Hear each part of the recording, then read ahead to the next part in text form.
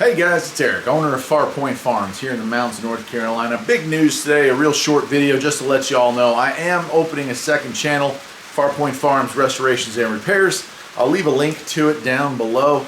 If you like my automotive content, car reviews, car repairs, car restorations, tool reviews, demonstrations, stuff like that, you'll probably want to go over there and subscribe to that channel because for the first few months I'll probably upload in both places.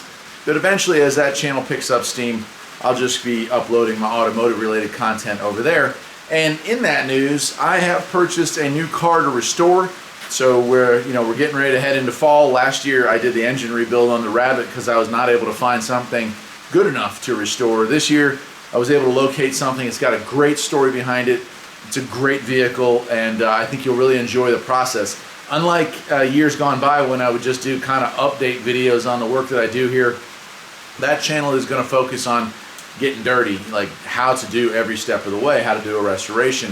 So I hope you'll join me on that.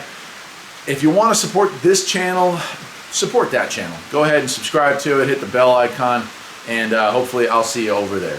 Thanks guys, I'll see you tomorrow. Take care.